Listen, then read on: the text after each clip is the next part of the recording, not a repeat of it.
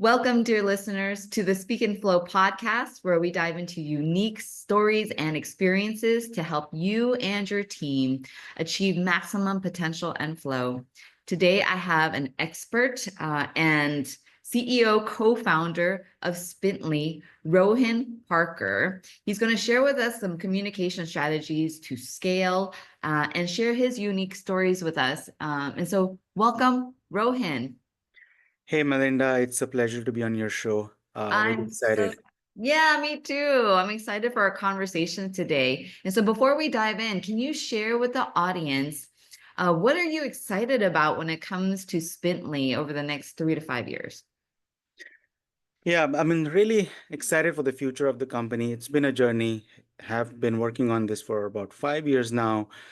Initial days were really tough, but things have started working out. So, looking to scale the company. We are an access control company. We provide seamless access to users to spaces, doors, pretty much any doors. So, looking to expand across every door in the world where you can just walk into the door and you don't have to worry about security. It's just seamless, right? That's our business. So, looking to expand that business. Yeah, and did you create the technology yourself, you and your team? Yeah, so I come from wireless technology background. So we created this technology. We have a few patents we have filed for our technology. So really happy to see this technology in action now. About 400 plus customers use it today. So want to take this business global. We've Mhm. grown in India pretty well. We brought the business to US a couple of years back. So few customers here. So yeah, things are looking good. Can't complain much. Really happy about how things have been. That is a tough journey. I know that entrepreneurship is very tough, and you have about 100 people on your staff, some key clients here. Yeah, so we are 100 plus employees in the company. We have customers across the globe, India being our major customer base, but in Middle East and US. Yeah, it's when you have a team, it's a kind of a added responsibility you feel on your shoulders that it's just not you and your family, but you have a bigger family to take care of. Yeah. And tell me about the journey of when you decided to come back to United States. Like you mentioned, you have your employees as a family, but you also have wife and children. What was that like to decide to come back? Yeah, it's so we've been moving all across. Every 3 or 4 years we have moved. So I started off in Chicago, moved to Dallas, Texas, from Dallas moved to Los Angeles, Irvine, and then within a couple of years moved to the Bay Area, and then moved back to India. And that was probably supposed to be a last move back to India, not supposed to be that's where what we had planned. But business evolved. We started our US office, and then I had to float the idea of, okay, let's move back to the US. So it's every time you have to convince your wife and your family that, hey, it's we are moving for good, for to make our lives better. So it's every time it's been a challenge, but my family has been really supportive, and I think they, looking back, they also see that it's been a good experience for themselves. My daughter has been to 11 schools. Well, now she's in 12th grade, so you can imagine how diverse of an experience Wow. she has had. So Yeah. Wow. And so how was the communication? Did they initially oppose, or did it take us some convincing? What were the communication strategies you used? I think I was very open about, because my wife also is part of the company now. Mhm. So she sees the business evolving. So it was not like a surprise coming. It was always like a gradual process where we made everybody realize that, hey, looks like this is going to happen, so we got to get ready for this, and it's for good. It's our growth. And I think my daughter is really happy now. She's got into UCSC, so I can't Oh, complain and she can good. Oh, complain. good. She's really Wonderful. happy about how things have turned out for her.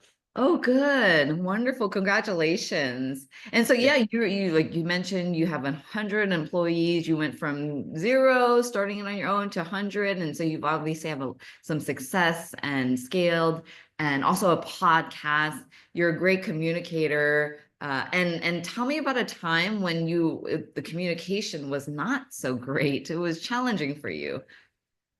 Yeah, absolutely. I mean, as an engineer, you always think that product is everything, right? So you think that you're going to build a product and that's it. It's just going to sell, correct? Right. And And then when you build the product, nothing sells. I'm like, what? Why is it not working out? That's when you you have to put the real CEO hat, where it's you have to do sales, you have to motivate your employees, you have to be able to tell a story to your investors. So it comes down to communication. And I was not the best communicator when I started off. I mean, I never even thought that that was important. I Mm, was a good networker, so I would meet people, but I had problems in my communication, and that started showing up in the early days when I was pitching to investors or trying to raise capital, not being able to tell a clear story of why we are doing what we are doing. mm. And that was a big problem. And I think that kind of went on for a few years, but I had to take some corrective actions. And, today I'm a better communicator. Yeah. And do you think that when you were communicating, were you too technical? What was the problem? Or were Yeah, you as an stumbling a engineer, little bit? What is it? it's a Yeah. lot of technical jargon which was being used. And Yeah. it's just like not being aware of the process, right? It's everything. So, for example, if you want to learn swimming, you got to talk to a expert swimmer and learn from a swimmer, right? Uh, I had never met another entrepreneur or who has done it before, so we never thought that that's a new skill you need to pick up. You think Yeah. that it's all about engineering and product. Obviously, it's Yeah. important, but you underestimate the importance of communication and learning how to pitch or tell a story. Just tell a story. Yeah. How did you finally like know that? Did someone tell it to you? Yeah, initially I started reading books which Okay. were focused on entrepreneurships, fundraising, startups, right? So some of the initial learnings came from the books, but putting it into practice was a different thing, right? When you Yeah. read about it, you think it's, yeah, this is what it is, but how do you put it into practice? So you need mentorship. Some of our investors gave me the feedback early on that, hey, I asked them, hey, how was the pitch? How did you think? What did you think about it? And they said, it was good, but it was too technical. You were going into the weeds of things. You were not really explaining what the problem was, what the solution was. You have to dumb it down a bit, right? And you were not being so confident, is what they used to tell me. And then when they said that I would go back and record my pitches and start listening to them, and then I got it that I was using a lot of filler words, being tentative about what I'm saying, Mhm. uh, not being feeling confident. So I had Mhm. to then record myself and start removing those words, filler words. Even now, I might throw in some filler words, but I would now want to pause more than just keep talking. Wow. I still struggle pausing. I think that's something I'm working on, but it's just like taking the feedback and learning from your own recordings is what I Mhm. did.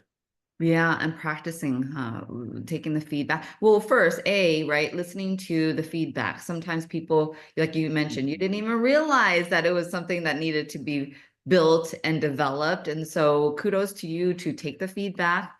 Oh, okay, that's good feedback. And then what can you do about it? Like what can you, so you took the route of recording, listening to yourself, and then noticing. Oh Yeah. yeah, and acknowledging maybe I could have been a little bit more have more confidence. Maybe I didn't have to have so much technical jargon because like you said, engineer, and this happens all the time where engineers are so proud of their product and their technology, and then that's all they talk about. I do that with my business. I talk about what I can do, how I could do it, but then people sometimes don't even really care. They just want to know that you can Yeah. help them. Like, what is the problem you can help me solve, and can you do it? So it's a Yeah, so you kind of need like a sounding board where you can reevaluate yourself every quarter, for example, saying that, yeah. hey, let's connect, have a mentor, talk to the mentor and say, hey, we've done well so far, but what do you think I can improve further? So because it's never over, right? Your milestones are changing.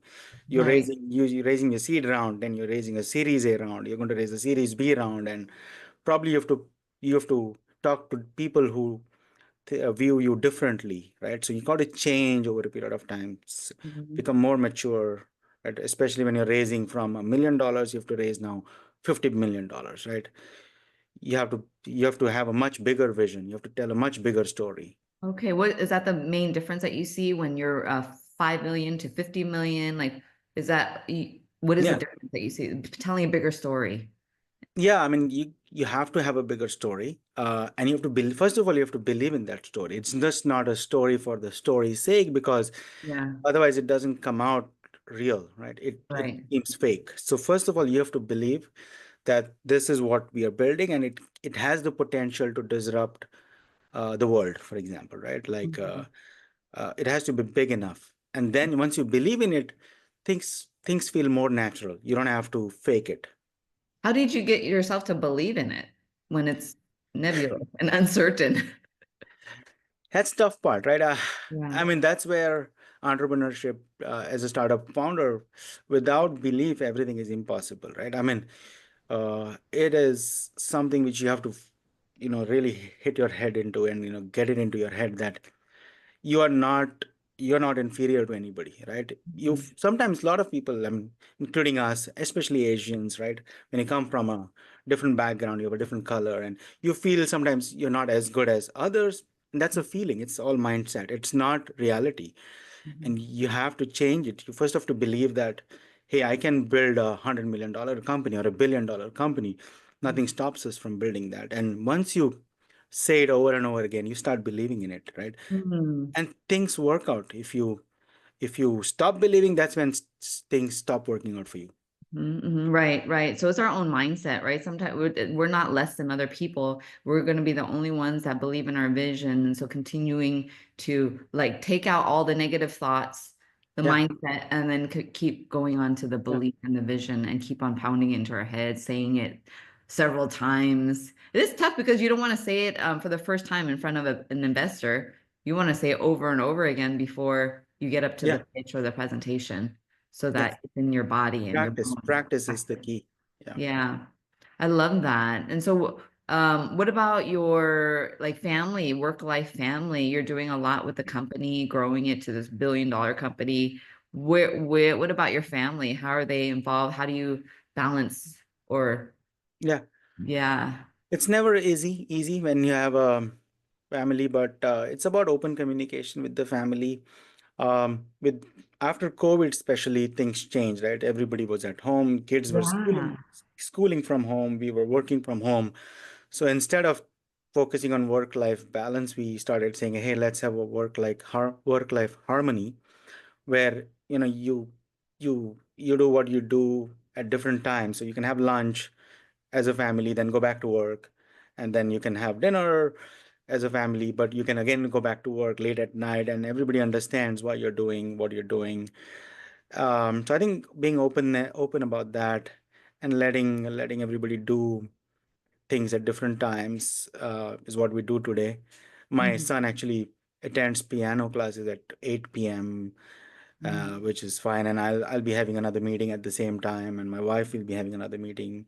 Mhm. So I think it's been working out, as because we have been open and communicating with each other openly about what everybody's priorities are.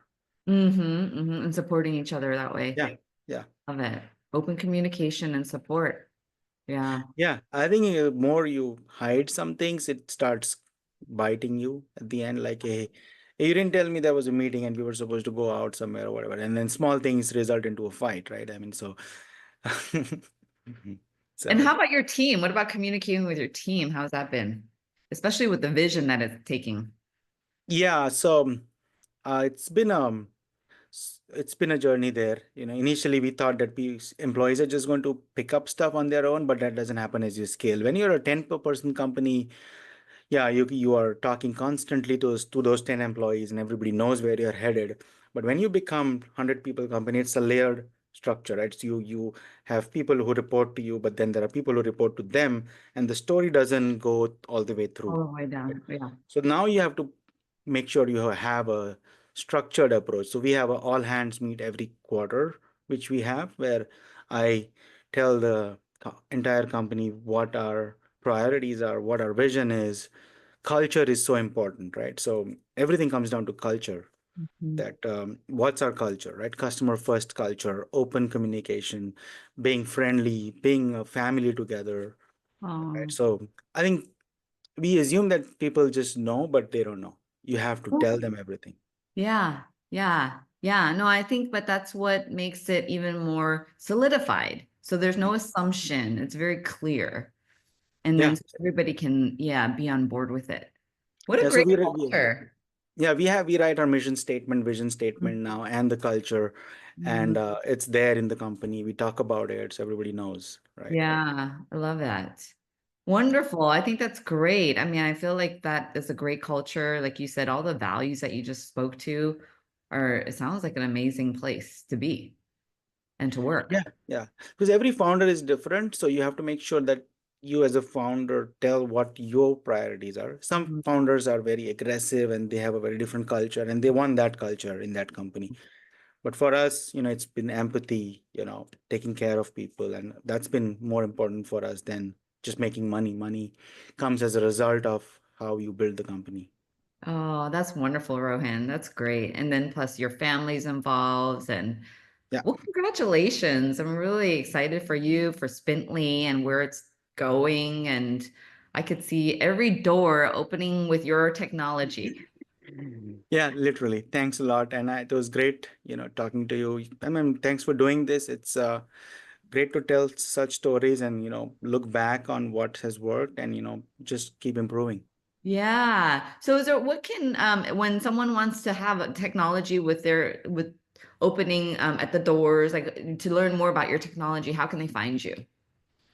I'm on LinkedIn. If you just type Rohin Parkar on LinkedIn, you'll find me, or Spintly on LinkedIn, you'll find our LinkedIn channel.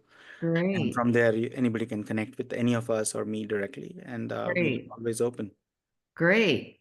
So connect with Rohan, learn more about Spintly and what the company does. It's going to be out there. They're just changing and disrupting the technology with going into doors, right?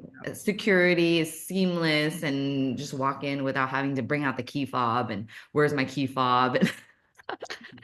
Yeah, yeah. It's a very tough industry to crack, but it's changing now. People are moving away from old way of doing things, but it's a big market, huge opportunity. Yeah, yeah. I mean, security is huge, right? We definitely want to, be aware of security. So thank you also for keeping our community safe.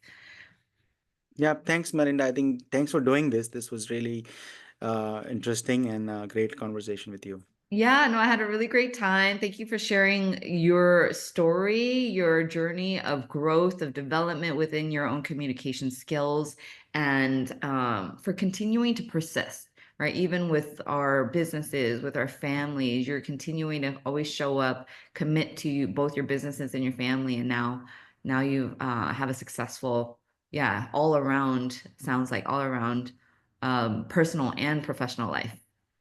Yeah, can't complain. Just touch wood. Yeah. Thanks. Keep going. All right. Thank you, Rohin. Yeah. Thank you very much, Melinda. Pleasure Thank talking to you. you.